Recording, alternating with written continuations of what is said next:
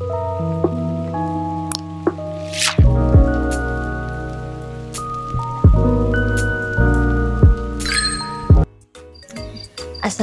warahmatullahi wabarakatuh. Perkenalkan, nama saya Tanti Yulianti dengan NIM 0501201126. Saya mahasiswa semester 7, Prodi PGSD Universitas Nahdlatul Ulama Cirebon.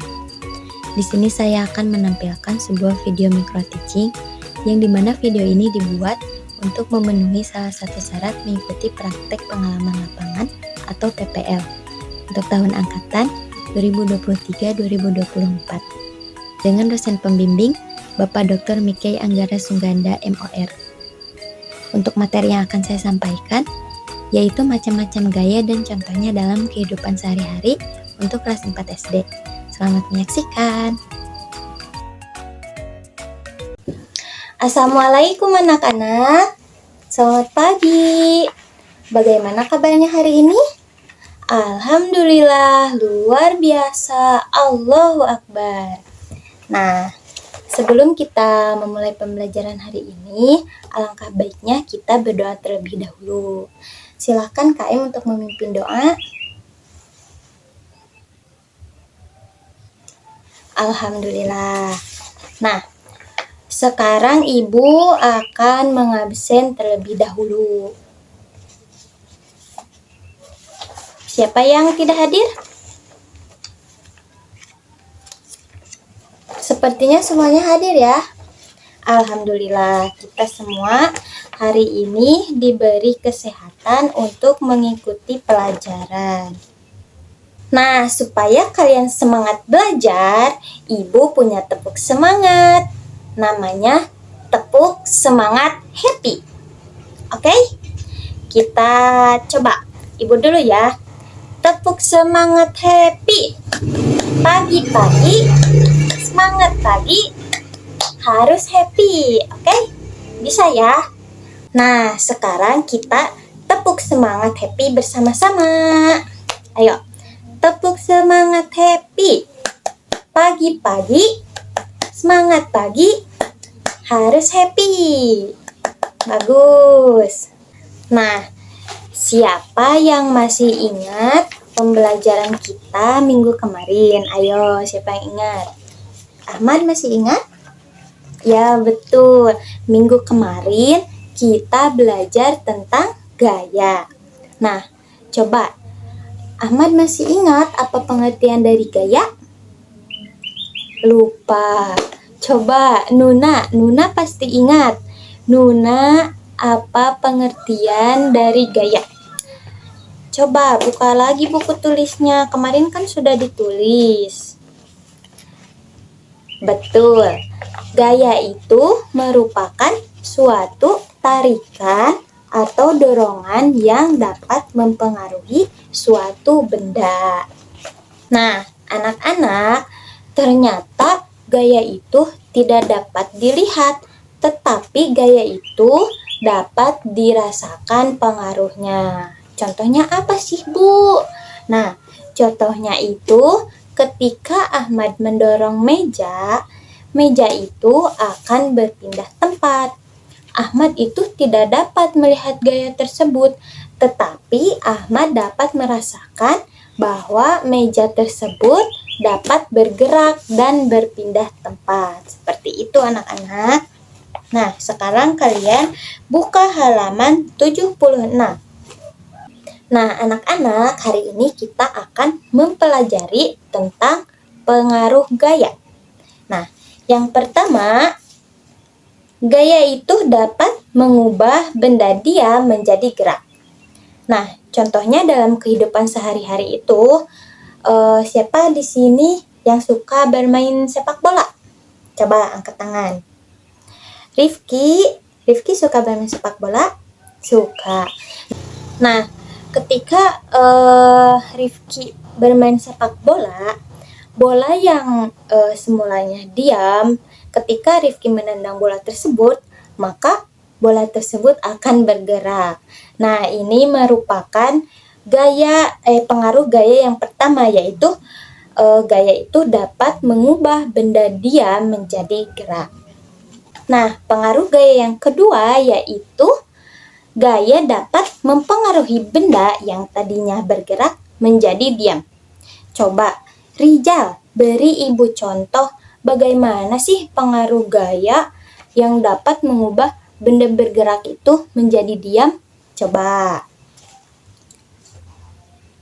Nah, boleh. Jadi, contoh dalam kehidupan sehari-hari menurut Rijal, ketika kita sedang bersepeda dan ketika kita mengeremnya, maka otomatis benda yang tadinya bergerak itu akan menjadi diam. Nah, betul sekali Rijal. Nah, yang selanjutnya, yang ketiga, ada gaya mempengaruhi arah gerak benda. Contohnya seperti apa, hayo? Nah, apakah kalian pernah naik bis? Ada yang pernah, ada yang tidak. Nah, ketika kalian melihat supir tersebut memegang kemudi, kalian pasti berpikir, kenapa ya supir tersebut memegang kemudi? Supir itu memegang kemudi karena ketika dia menghendaki untuk berbelok ke sebelah kanan, maka supir tersebut akan memutar kemudinya ke sebelah kanan. Supaya apa sih? Supaya bis pun ikut berbelok ke sebelah kanan, seperti itu. Jadi dapat disimpulkan ya dari peristiwa ini bahwa gaya itu dapat mempengaruhi arah gerak benda. Nah, yang terakhir yaitu ada gaya dapat mempengaruhi bentuk benda. Nah, contohnya seperti apa sih, Bu? Kalian pasti tahu kan plastisin? Nah, plastisin itu dapat berubah bentuknya. Ketika kita menekan-nekannya dan kita juga dapat membentuk sesuai dengan apa yang kita inginkan dengan plastisin tersebut. Dapat dipahami ya? Nah, yang selanjutnya ada macam-macam gaya dan contohnya dalam kehidupan sehari-hari. Yang pertama itu ada gaya gesek. Nah, apa sih gaya gesek itu? Ada yang tahu? Aman? Belum tahu. Nuna gimana? Belum tahu juga. Nah, kalau kalian belum ada yang tahu, biar ibu saja yang menjelaskan. Sambil dicatat ya. Jadi, gaya gesek itu merupakan suatu gaya yang bekerja pada dua permukaan yang saling bersentuhan. Contohnya apa sih, Bu? Contohnya yaitu gaya yang bekerja pada rem sepeda. Nah, yang kedua ada gaya magnet. Nah, gaya magnet merupakan suatu gaya yang ditimbulkan oleh tarikan atau dorongan yang berasal dari magnet. Contohnya itu ketika kita mendekatkan sebuah magnet dengan besi atau paku ya, maka si paku itu akan berdekatan, akan mendekati arah magnet. Seperti itu. Baik, yang ketiga. Semuanya harus mencatat ya. Jadi nanti ketika ibu tanya harus bisa menjawab.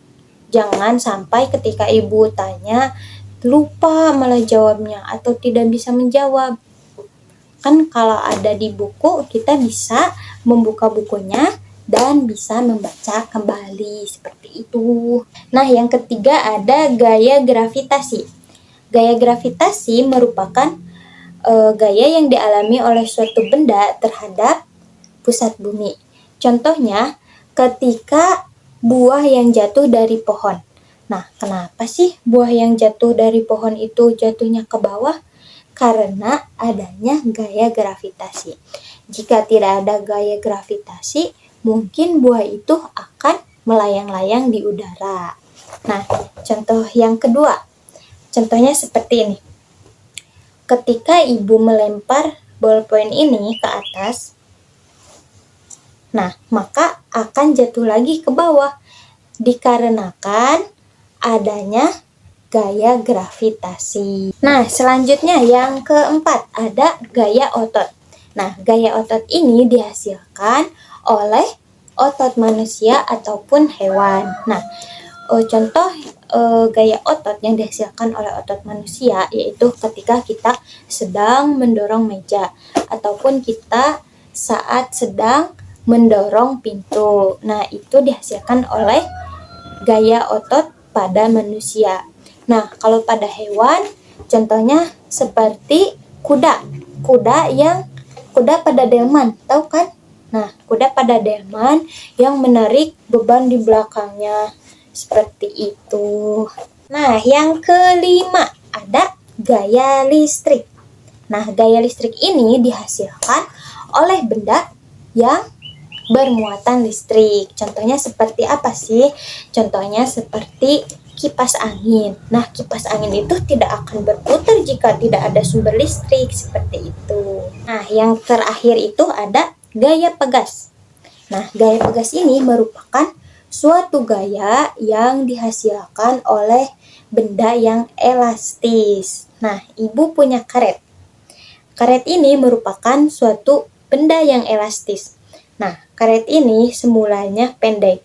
Jika kita tarik, menjadi panjang. Nah, karet ini merupakan benda yang elastis karena karet ini bisa berubah ukurannya seperti ini. Dapat dipahami ya anak-anak? Oke. Nah, sekarang kita akan mengulas kembali materi yang kita pelajari pada hari ini. Yang tidak mencatat ataupun tidak memperhatikan Ibu tadi, pasti tidak akan bisa menjawab. Kita mulai dari pengertian gaya. Ayo, siapa yang tahu apa pengertian dari gaya? Rifki, ayo Rifki, apa sih pengertian dari gaya itu? Betul, ternyata Rifki memperhatikan. Jadi, menurut Rifki, gaya itu merupakan suatu tarikan atau dorongan yang mempengaruhi suatu benda. Nah, yang kedua, tadi kita telah mempelajari tentang pengaruh gaya. Ayo, semuanya, ada berapa pengaruh gaya yang telah kita pelajari tadi? Betul, ada 4. Ayo, sama-sama. Yang pertama ada gaya itu dapat mempengaruhi benda gerak menjadi diam. Yang kedua, benda itu dapat mempengaruhi benda diam menjadi gerak.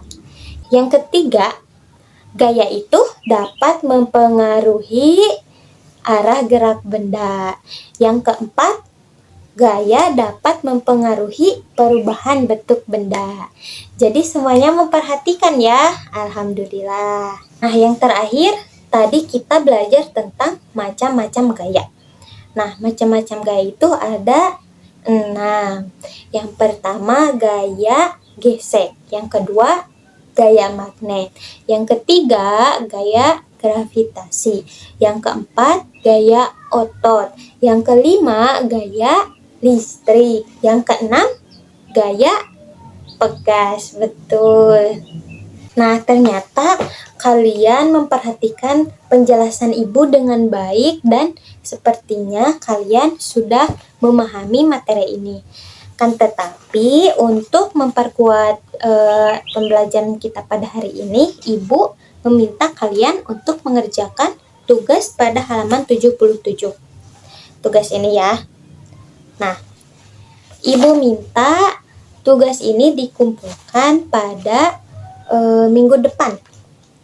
Kalian harus mengerjakan, jangan ada yang tidak mengerjakan. Oke? Oke, terima kasih. Mungkin sekian ya pembelajaran kita pada hari ini. Sebelum kita mengakhiri, kita berdoa terlebih dahulu. Alhamdulillahirobbilalamin. Baik, Ibu tutup ya, dan sampai berjumpa di minggu depan. Wassalamualaikum warahmatullahi wabarakatuh. Baik teman-teman, mungkin sekian yang dapat saya sampaikan. Mohon maaf atas kekurangannya. Semoga apa yang telah saya sampaikan bermanfaat khususnya bagi saya pribadi dan umumnya untuk kita semua. Akhir kata saya ucapkan terima kasih. Wassalamualaikum warahmatullahi wabarakatuh.